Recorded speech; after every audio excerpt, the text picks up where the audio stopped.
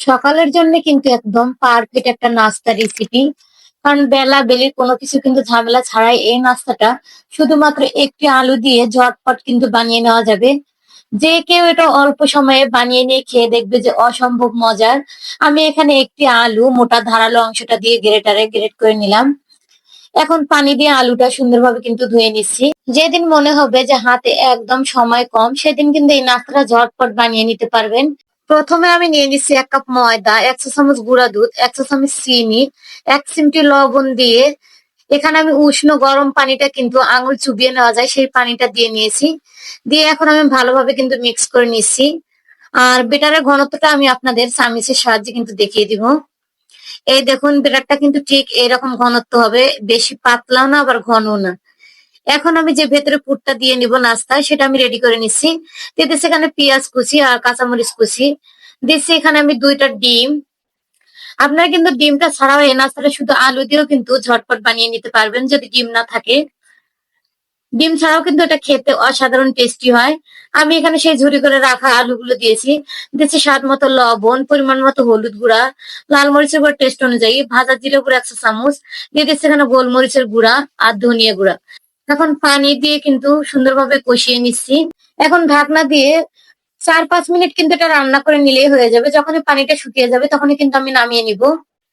আবার একটু আমি চামিচ দিয়ে আলু আর ডিমটা কিন্তু ভেঙে নিচ্ছি। দিয়ে দিলাম 1 চা চামচ টমেটো সস, তাতে কিন্তু খেতে ভালো লাগবে। আলুর পুরটা কিন্তু আমার রেডি হয়ে গেছে। আমি এটা চুলা থেকে নামিয়ে এক সাইডে রেখে দিলাম। এখন আমি এখানে একটি প্যান নিয়েছি, সামান্য কিন্তু তেল ব্রাশ করে নেওয়ার পর আবার আমি তেলটা কিন্তু একদম টিস্যু দিয়ে মুছে নিয়েছি। বেটারটা আমি চামচের সাহায্যে কিন্তু চারিদিক দিয়ে গোল করে ছড়িয়ে নিচ্ছি। এটা কিন্তু এতে শুকিয়ে ওঠা মাত্রই কিন্তু আমি উল্টে একবার উঠিয়ে নিচ্ছি। এক পিঠ ভাজা হলেই কিন্তু এটা উঠিয়ে নেওয়া যাবে। আমি আরেকটা আপনাদের দেখিয়ে দিচ্ছি, খুব সহজে কিন্তু ঝামেলা ছাড়াই এই নাস্তা যে কেউ বানিয়ে দেখবেন যে অসাধারণ, এটা কিন্তু টেস্টি।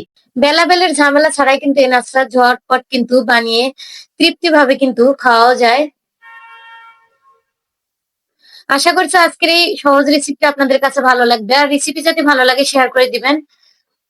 সবগুলো আমার ভেজে নেওয়ার পর আমি উঠিয়ে নিয়েছি। এখন আমি আবারও একটা প্যানে সে ভেজে রাখা রুটিগুলো দিয়ে নিয়ে এখানে মোজারেলা চিজ আর আলুটা দিয়ে নিলাম। আপনাদের হাতের কাছে যদি মোজারেলা চিজটা থাকে তাহলে দিবেন, কারণ এটা দিলে কিন্তু বাচ্চারা একটু খেতে বেশি পছন্দ করে, তাই আমি দিয়ে নিয়েছি। আমি তেল দিয়ে কিন্তু নাস্তা উল্টে পাল্টে ভেজে নিচ্ছি। সবগুলো নাস্তা কিন্তু আমার ভাজা হয়ে গেছে। আর আপনি কোথা থেকে আমার ভিডিওটা দেখছেন তা মন্তব্য করুন, যাতে আপনাকে আমি ধন্যবাদ দিতে পারি। খুব সহজেই কিন্তু হয়ে গেল এই নাস্তা। আমি একটা কেটে আপনাদের দেখিয়ে দিচ্ছি। এটা কিন্তু খেতে আসলেই অসাধারণ টেস্টি।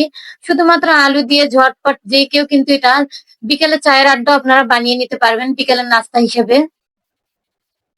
খুবই সহজ ও মজার রেসিপি পেতে চাইলে আমার পেজ ও চ্যানেলটিকে ফলো করে রাখতে পারেন। সবাই ভালো থাকবেন, সুস্থ থাকবেন। আজকের মতো এই পর্যন্ত। আল্লাহ হাফেজ।